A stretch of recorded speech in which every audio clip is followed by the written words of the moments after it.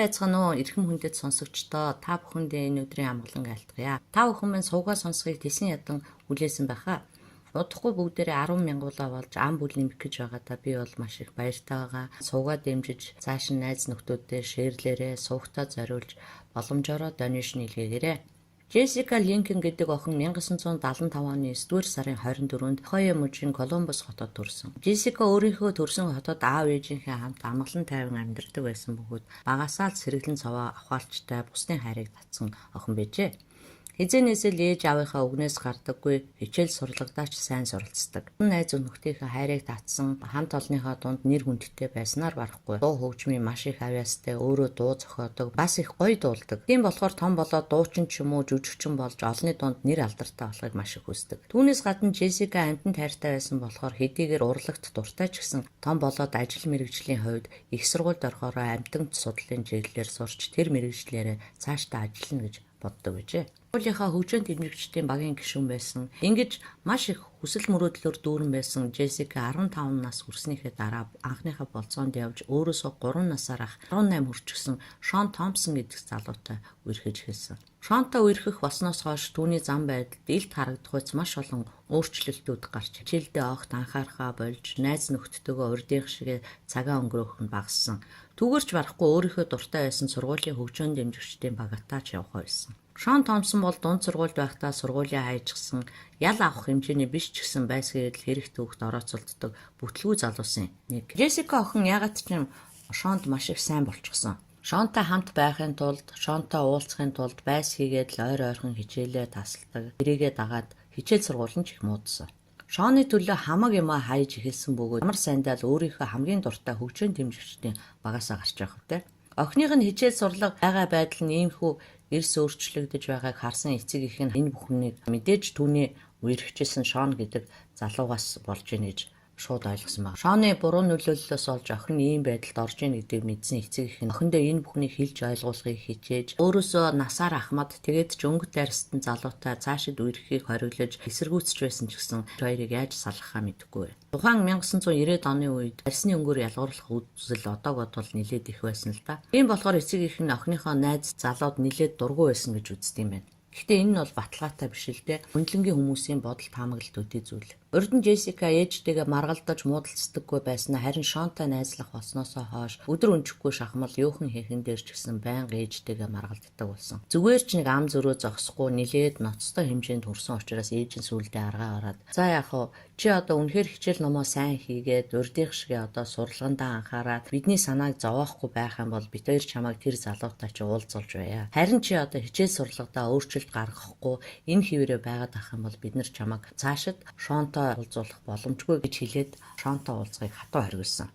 Тэгсэн эдий ч гэсэн эцэг их нь охиноо үргэлж харж хянаад байх боломжгүй учраас яаж иж байгаад л нууцаар тэр хоёр уулзалцсаар байсан. Ер нь бол Джессика Шонд маш их хайртай болчихсон гэнэ л дээ. Зүгээр нэг хайртай болсон гэхээсээ илүү Шонд одоо бараг донтчихсон байсан. Цаг үргэлжил одоо Шоныг боддог, Шоноос өөр юм түүнд одоо бараг сонирн биш болсон. Найз нөхөд болон эргэн тойрныхоо хүмүүст үргэлжил одоо Шоны тухай ярьна, Жон ингэдэг, тэгдэг гэл ярианы сэжүүр гарах болгонд л одоо Шоныг магтдаг, Шоны тухай ярьдаг. Тэгээ эргэн тойронд нь бол түүнтэй одоо найзалж нөхөрлөчгөр маш олон царайлаг хөөрхөн одоо хөвгүүд байдаг байсан боловч бараг л нүдэн сохорчихсан юм шиг байсан гинэ. Мэдээж одоо ээж аав нь охиноо шилжилтийн насны үеэ ямар нэг асуудалгүй хар бараан дуурсамжгүй давж гараад нас биеинд хүрч чанартай сайн сургуульд сурж ирээдүгөө сайхан авч явж сайн амьдраасаа гэсэндээ л одоо өндөө санаа тавьж үг хэлж байсан ч гэсэн бидний энэ өсөл нь бол охинд одоо ямар ч хамаагүй юм шиг ээж аавынхаа сэтгэлийг ойлгохгүй зөвхөн өөрийнхөөрөө зүтгэж байснаас болоод тэдний хоорондын харилцаа маш төвөгтэй болж байсан. Шонтой хамт байхдаа л би аз жаргалтай байдаг. Харин эцэг их хоёрт маань миний энэ аз жаргал бол гай зовлон юм шиг харагдаж тэд одоо намайг байнга ад үзэж байна гэж тэрээр уурладаг. Эцэг ихтэй ч гэсэн би та нарт гай болоод байгаа бол Шон бит хоёрыг харахаар одоо нүд чинь хорсоод байгаа бол би гэрээсээ бүр мөс явна гэж бас ээж аваагаа айлгаж түгшээдэг болсон байна. Найз нөхдөд ч энэ тухайга нуулгүй хэлж манай ээж бол миний уурыг одоо маш их хүргэж юм юм л бол намайг өөлж гоочилж сургадаг болсон. Тиймээс би нэг л өдөр одоо гэрээ орхиж хаашаа ч хамаагүй явмаар байна гэж хэлдэг байсан гинэ. Эдгээр одоо найзуудтай тэгж ярьдаг байсан ч гэсэн охин бол гэрээсээ явлаа гэхэд цаашид хаана очиж яаж амьдарч юу хийхээ мэдэхгүй байсан болохоор тэр бол хаашаач яваагүй. Яг энэ үеэр Джессика охин найз залуу Шоны төлөө хамаг юмаа тэр бүвэл бараг аль насаач өгөхөд бэлэн. Тэгээд сургууль хамт олон гэр бүл эцэг их юу ч одоо түүнд бол хамаагүй мэт байдаг болсон учраас эцэг их нь ярилцаад алдаж эндэх магадлалтай гэр бүлдээ таарч тохирдгүй хүүхдүүдэд зориулсан тийм ганцаарчилсан сэтгэл зүйн зөвлөгөө сургалт өгдөг тийм төр хугацааны сургалтанд 14 хоногийн хугацаагаар явуулахаар ярилцсан байна. Джессикагийн хувьд энэ нь бол ээжтэйгээ байнгын муу харилцаатай байсан болохоор энэ сургуульд явах юм бол ээжээсээ төрч гисэн хол байж чих амар байх гэж бодсон ч юм уу. Ер нь бол бодож санах юмгүй шууд тэр сургалтанд нь хамрагдахаар зөвшөөрсөн гинэ. Ингэж одоо тал талаасаа хилэлцсэн учраас Джесси охин 1991 оны 3 дугаар сарын 4-нд 15 настайдаа Huckleberry's House гэдэг энэ сургуульд очив юм байна. За ингээд сургалтанд ирж шинэ газар, шинэ орчинд орсноосоо хойш охины сэтгэл санаа нь сайжирч, ааш санамж дээрдэж, хичээл сурлагандаа шамдаж өдөр өдрөөр эргээд одоо хэвийн байдалд орж байсан. Энэхүү сургалтанд ирж сууснасаа хойш Джессикагийн зам байдал, хичээл сурлага нь маш хурдан сэргэж, урдын байдалд орж исэн учраас багш болон эцэг эх нар нь энэ бол одоо зүгээр нэг шилжилтийн насны хүүхдийн сэтгэл зүйн тогтворгүй байдал гэхээсээ илүү Шоны буруу нөлөөллөөс болсон байна гэдэгт бол тэд улам баттай итгэж эхэлсэн. Учир нь Джессика энэхүү сургалтанд хамрагдсанаас хойш Шонтой огт уулзахгүй түүнээс зай барьж эхэлсэн. Ингээд зам байдал нь тогтворжиж байсан Джессика ирснээсээ хойш 11 хоногийн дараа буюу 3 дугаар сарын 15-ны өдөр найз залуу Шон руугаа залгаж ийхүү ярьж байхдаа бол тэр хоёр хоорондоо муудалцаад түүгээрч барахгүй дахиж одоо хоорондоо ийм харилцаатай байхгүй гэд талхаар болсон. Ингэж одоо ярьсныхаа дараа мэдээж гуниглаж сэтгэл санаа нь тогтворгүй болсон болохоор толгойдоо орж ирсэн янз бүрийн бодол стрессээсээ гарахын тулд хадагшаа гарч агаар амьсгалж сэтгэл санаагаа сатааруулна гэж хэлээд олгүйхан байдаг автобусаар хэдэн буудалд яваад очих худалдааны төв рүү ганцаараа явахаар шийдсэн. Тэгээ энэ тухайгаа бол нэг найзтай би моол яваад ирье гэж хэлээд автобусны буудлал руу явсан. Харин 11 цагийн үед тухайн байрлаж байсан сургалтын төвийн багш асран хамгаалагчид нь охтыг унтахаас өмнө оройн тооллого гэх юм уу да өрөөндөө байгаа эсхийг нь болон унтаж амрах цаг болсныг нь сануулгаар өрөөнүүдээр явж агаад Джессикагийн өрөөнд орж шалгахад охин өрөөндөө байхгүйсэн. Ингээд одоо охиныг генет гэрлүүгээ явахаар явсан болов гэж бодоод эцэг эх рүү залгахад охин нь бол гэртээ очиогүйсэн. Үүнийг сонссон ээж нь бол ойрын хэд хоног охинтойгоо холбоо бариагүй байсан учраас охиныгоо алга болсон гэдэгт бол шууд ойлгоод цагдаа тандсан гинэ. Охин бол тухайн байрнаасаа гараад холгойхон байдаг автобусны буудлал дээр оройн 6-аас 6:30 хооронд харагдсанаас хойш дахиж хинч хараагүй. Найздаа худалдааны төв рүү явна гэсэн мөртлөө яагаад тийшээ яваагүй гэдэг нь маш шачин байсан. Гэртээ ч очиагүй бас өөр хин нэгэнд ийшээ тийшээ явлаа гэж яриаггүй болохоор хүн болгон л гайхаж магадгүй одоо хамгийн сүүлд уцаар ярьж хэрэлдэж муудалцж байгаад алга болсон болохоор найз залуутайгаа дахин ямар нэг газар уулзаж ярилцахаар магадгүй эвлэрхээр болоод түүн рүү явсан болов гэж бодцгоосон. Ингээд цагдаа нар түүний найз залуу Шоныг хэрэгт сэжиглэж уулзаж ярилцаж үзэхээр шийдээд Джессикаг нас орсноос хойш 2 хоногийн дараа Шонтой уулзахаар очиход түүний найз залуу нь бас л нас орчихсон байсан. Гэхдээ түүний өглийг Джессикагийн нас орсон шалтгаантай холбох ямар ч үндэслэлгүй өөр шалтгаантай байсан учраас цагдаа нар удалгүй охины өвгөлтэй холбоогүй гэдгийг тогтоосон байна. Хэдийгээр Джессика сургалтанд ирээд сэтгэл санаа, зам байдал нь гаднаас нь харахад засарсан ч гэсэн урд нь одоо найзуудтай би гэрээсээ явмаар байна, би оргомоор байна, ээжтэйгээ таарахгүй хэцүү байна гэж ярьдаг байсан болохоор ер нь охин ч гаднаасаа харахад засарсан дүр үзүүлж та нарыг тайвшруулж байгаад жинхнээсээ одоо гэрээсээ орогчсон юм биш үсттэй гэж цагдаа нарын асуухад бол ээж нь үгүй охин маань хичнээн тэгж ярьжсэн ч гэсэн хизээж гэрээсээ зугтаж явахгүй гэж хэлээд л байсан. 1991 оны 3 сарын 17-ны өдөр тухайн сургалтын төвөөс 30 гаруй мaiлийн зайд орших Foster Chapel гэдэг оршуулгын газрын хажуугаар нэг эрэгтэй хүн алхаж аваад цогцос олсон байна. Ингээд цагдаад дуудлага өгсөн. Цагдаа нарын хэргийн газар ирэхэд хөөхөн охин бараг нүцгэн шахам өмсөжсэн хувцснаас нь өрдөөл өрөөсөн аймс хөхний даруулганаас нь өөр юм байхгүйсэн. Талигач охин толгоондоо маш хүнд юмар цохиулж гэмтсэн байдалтай болцсон. Охины биед задлан шинжилгээ хийхэд охин нас орохоос өмнө хүчндүүлж толгойдоо маш хүчтэй зүйлээр цохиулснаас олж гавлын ясанд цуурч нас барсан гэдэг нь тогтооджээ. Бид нь бол алуурчинтай тэмцэж бие хамгаалах гэж оролцсон олон жижиг шарах мөн хөхөрч няцарсан маш олон гэмтлүүд үлдсэн байсан. Джессикагийн цуснаас дээж авч шинжилэхэд цуснаас нь арх согтууруулах ундаа буюу хар тамхины төрөл илрээгүй. Аллагын зэвсэг нь холгүйхэн олдсон бөгөөд тэр нь бол тухайн оршуулгын газар байсан өөр нэг булчнаас сугалж авсан чулуу байсан. Хэрэгтэн тэрхүү чулууг өөр нэг хүний булчнаас сугалж авсан гэдэг нь тогтоогдсон. Охины тархийг тэрхүү чулуугаар маш их хүчтэй олон удаа цогсноос тэр чулуу нь бүр голоороо хагарч хуваагдсан байсан. Тэгээд тэр чулууны хагарсан хэсгийг нь оршуулгын газрыг хашааг дагуулад шийдсэн мөн л олцсон. Харин үлдсэн хэсэг нь бол цус болсон байдалтай охины цогцсны хажууханд байж идэг. Хамгийн аимшигтай нь алуурчин охиныг нас орсон хойно ч гэсэн түүний толгой болон биеийг чулуугаар нүдэж цогсоор байсан байгаа. Мэдээж одоо 15 настай бяцхан охины хувьд түүний зодуулж, хүчндүүлж, тарчилж нас барсан түүний амьдралын одоо хамгийн аимшигтай сүүлчийн хормууд байсан тодорхой. Ингээд цааш нь үзлэг шалгалт хийх явцад охины өмсөж явсан нөгөө өрөөсөн амьс нь шалын газрын үүд орчмоос олдсон. Энэ байдлаас нь дүгнэлт хийхэд Джессика алуурчнаас айж зогтож явахдаа амьд үлдэх газар хаан оршуулгын газар руу өөрөө гүйж очисон гэдэг дүгнэлт хийхэд хүргэсэн байна. Ингэж айж гүйж явж байхдаа одоо өрөөсөн амьсаа гээсэн байх. Охины өрөөсөн хөлний нүцгэн мөр оршуулгын газрын хаасаагүй байснаас үзвэл хөөхий охин амьд мэнд үлдэх гэж алуурчнаас нэлээ их зугтаж гүйсэн тодорхой. Бас хэд хэдэн булчны ард охины өвдөгний мөр гарсныг үзэхэд охин бол мөн л одоо амиа авч үлдэхийн тулд нуугдаж хүртэл үтсэн байна. Мэдээж одоо аргаа бараад нялх охин тэр булчнуудын дундуур аимшиггүйгээр гүйж булчны чулууны ард нуугдаж одоо бүхий л одоо амьд үлдэх арга чаргаа хайж байсан баг л та.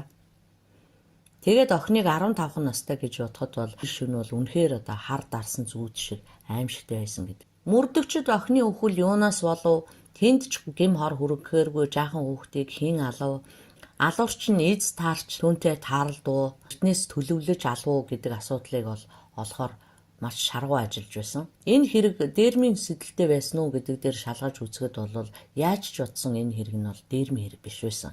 Джессикагийн гартаа зүүсэн бүгж олон цаг бусад эд хэрэглэлүүд нь бүрэн бүтэн байсан. Харин найзуудынх нь баталснаар бол охиных нь байнга зүүж явдаг техник гэсэн бичгтээ зүйлт нь харин байхгүйсэн. Тэрхүү зүйлтийг бол Джессикад Шон Томпсон илэрхийлжсэн бөгөөд охин бол түүнийг маш их нандинан зүүдэг байжээ.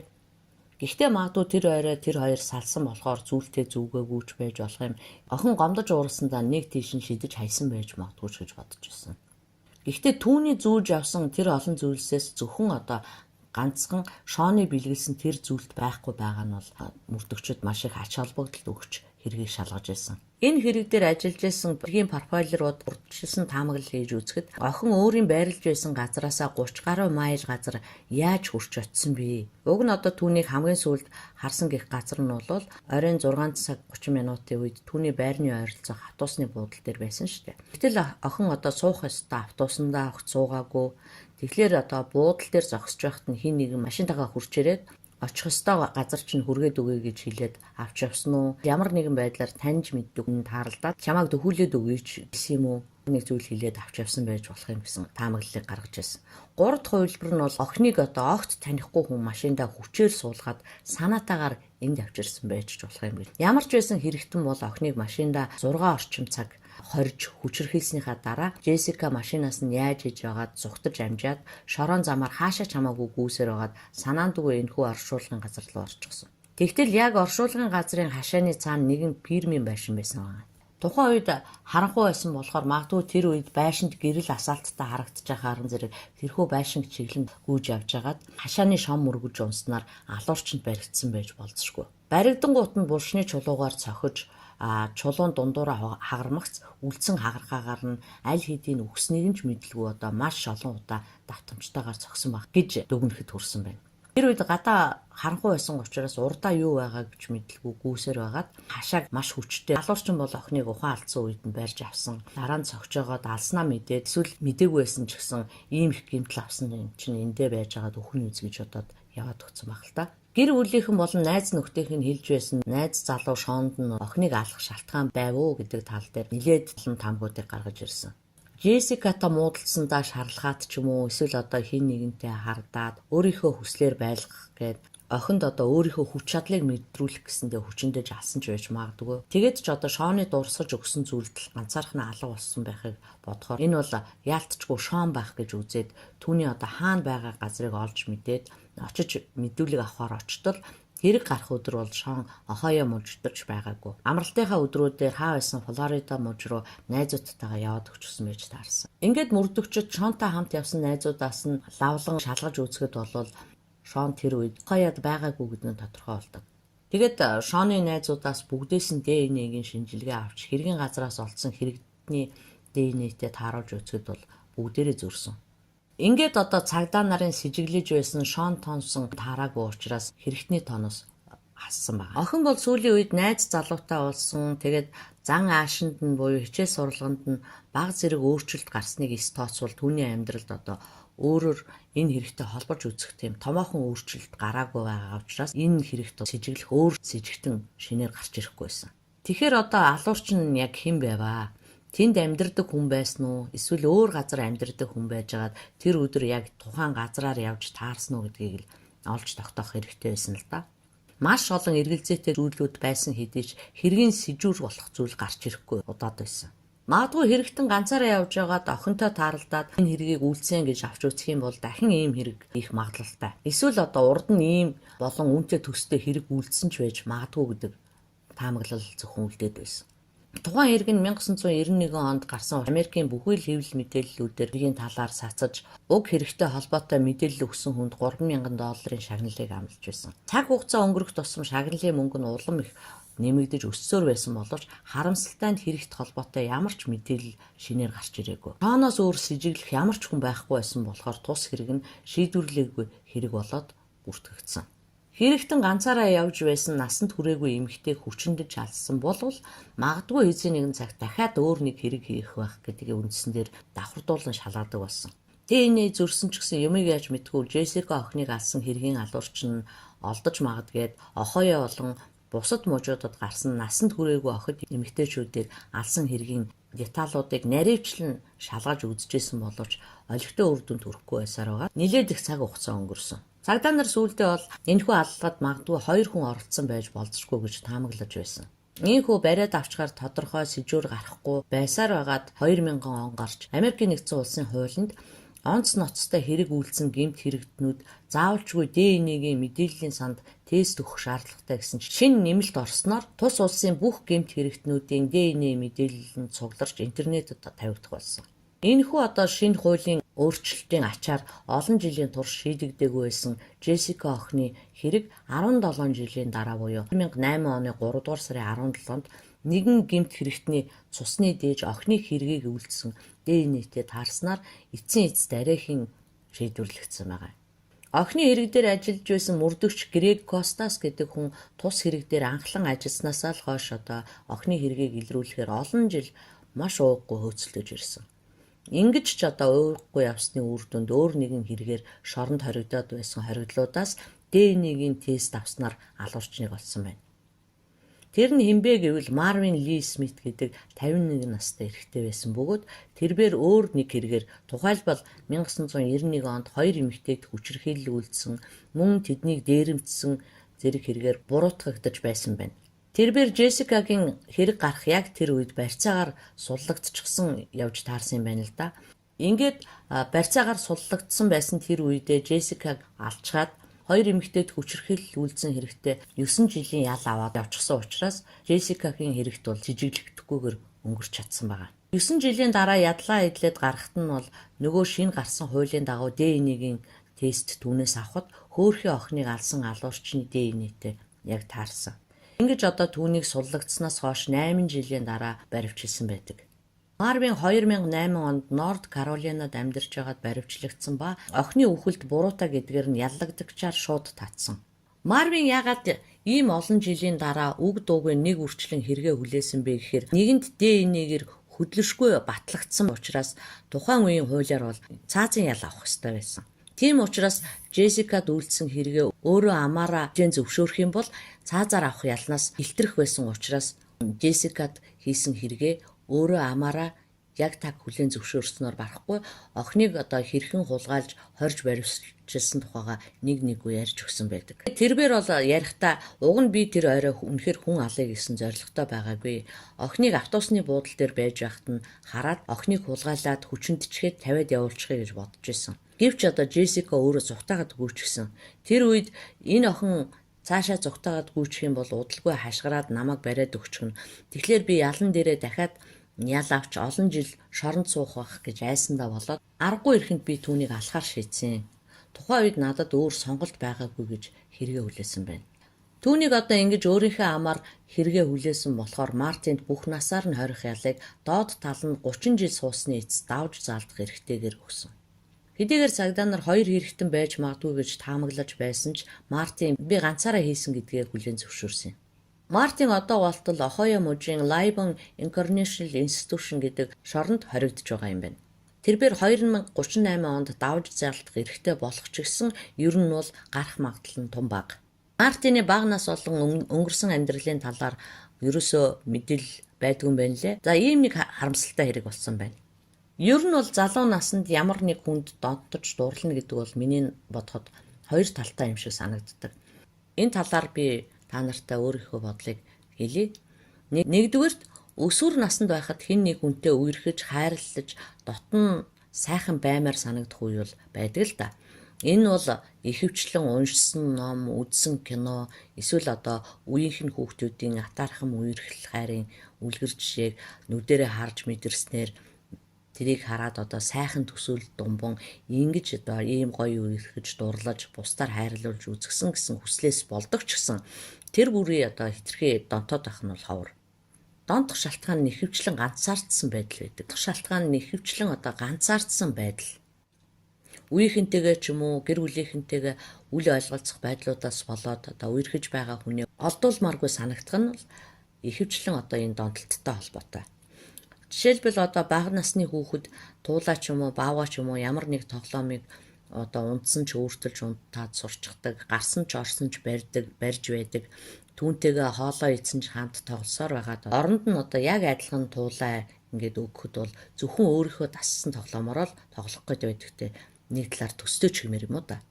Мөн одоо үерхэж нөхөрлж явах хугацаанд хүүхдүүд хоорондоо бэлгийн харилцаанд орсон тохиолдлоос болоод хоорондоо донтож болно. Огт авч үзээгүй шинэ мэдрэмж, шинэ таашаал авч үзэж байгаа болохоор тэр үйлдэлээс авсан бага тав таашаалаа дахин давтан авах сэдэлтэйгээр донтох байдал гарч болно. Талигаа жоохон шооноос одоо сайхан мэдрэмж таашаал авч чадсан учраас түүнд нэг талаараа одоо донтсон байх магадлалтай. Эсвэл одоо зүгээр л туулаа шиг, бааваа шиг өөрийн гэсэн одоо тийм өмчлөх найзтай болсон болохоор донтсон байж ч бас болох юм л да. Ер нь бол ямар ч хүүхэд эрүүл сарвал орчин нөхцөлд гэр бүлийнхэнтэйгээ хэвийн харилцаанд байсан бол хичээл номоо орхиж, аав ээжтэйгээ зөрж, дуртай дугуйлан секцээ орхин дурлана гэдэг нь бол бараг байх боломжгүй.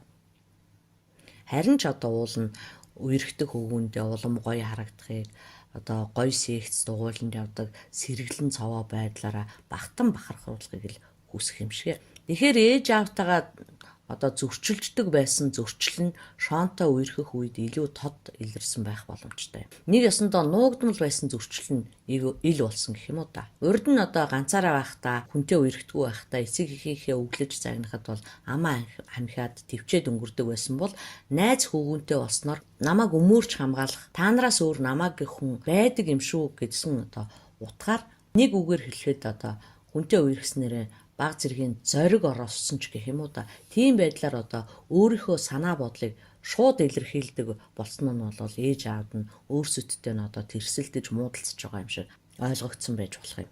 Нөгөө талаар хичээл сурлагадаа муудсан нь бол эцэг эхийгээ эсэргүүцдэг байдлаас нь болсон байх.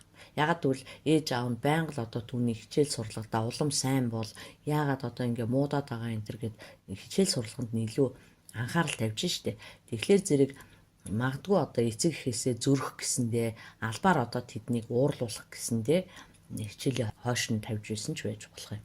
Яагаад тэдний зөрчил одоо маш их хурцдсан бэ гэхлээр зэрэг дээр хэлсэн штэ 1991 оны үед бол арьс өнгөний ялгуурлал одоо бодоход бол маш их байсан. Одоо 2000-ад он гараад одоо глобалчл гэдэг юм гарч ирсэн цагаас бол ялгуурлан гадуурлах байдал бол дэлхий дээр арай багассан.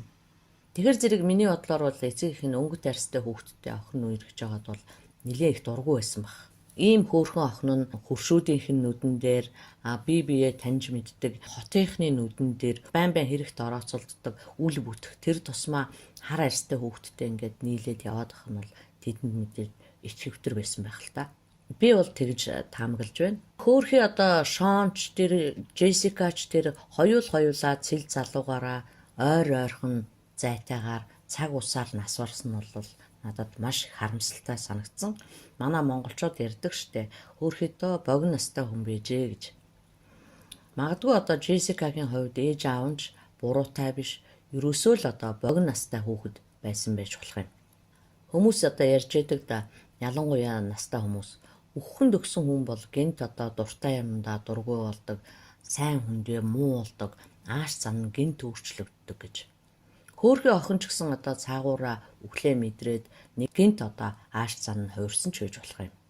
За ингээд сонсогч та бүхэн маань өөрийнхөөрөө тунгааж бодож санснаа комент хэсэгт бичээрэй.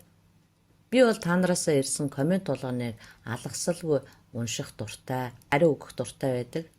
Та бүхэн маань намайг одоо дэмжиж лайк, сабскрайба дарахаа битгий мартаарай. Боломжоор донешн илгээгээрэй. Саатан сонссон та бүхэндээ маш их баярлалаа. Баяртай.